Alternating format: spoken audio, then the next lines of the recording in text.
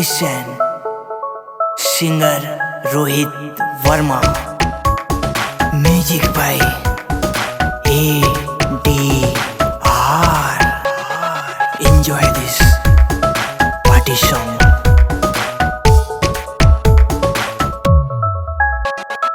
शनिवार के रात बा, डरे के का बात बा, यार अपना साथ बा, दारू अपना हाथ बा, लुलिया कहाँ जात बा, पार्टी पूरी रात बा, पार्टी पूरी रात बा।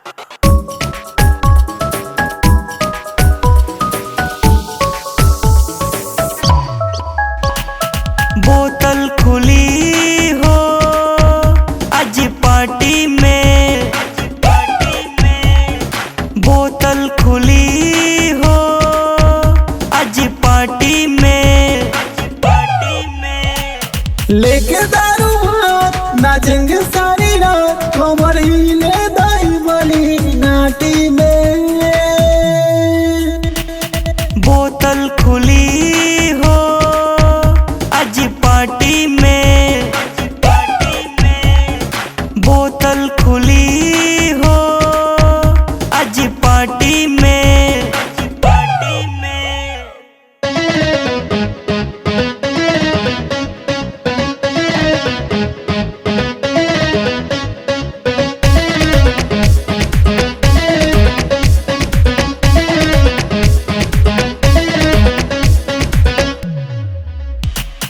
डीजे वाले भाई अब वॉल्यूम बढ़ा दा, दारू बिस्की रम पी के नशा होता ज्यादा, लाल ड्रेस वाली गोरी चेहरा देखा दा, कहाँ से तू आइल बाड़ू एड्रेस बता दो, लागत बाड़ू टीप टाप अंग्रेजी टाइप के गोरी, एक ही नजर में कोई लिहलू दिलवा चोरी, होखता बेचैन दिल पिया बैक हाथ से, भूल जा आज तू दुनिया के लुटा लहरिया साथ में, लुटा लहरिया साथ। लेके दारू हाथ नाचेंगे सारी रात, कमर हिले दाई वाली नाटी में।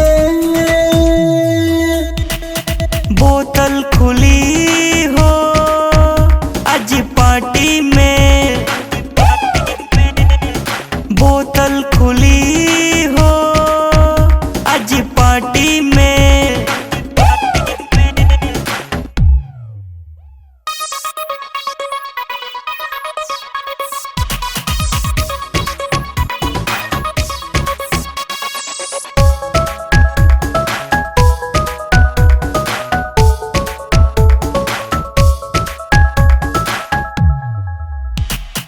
लागता कि हो गइल तोहरा से प्यार, जान जानी करा तू हमके इनकार, जे भी देखी तोहरा के देहब चीर फार, पापा वाला लाइल बानी हम तो हथियार, साथ में आइल बाड़े सुनील सफारी, समझा जन हमारा के लौंडा लफारी, आज देहब तोह के यही जेल सारी, माइंड कंट्रोल करला कन्याकुमारी, कन्याकुमारी। लेके दारू हाथ नाचेंगे सारी रात, कमर हिले दाई वाली नाटी में। बोतल खुली हो आज पार्टी में,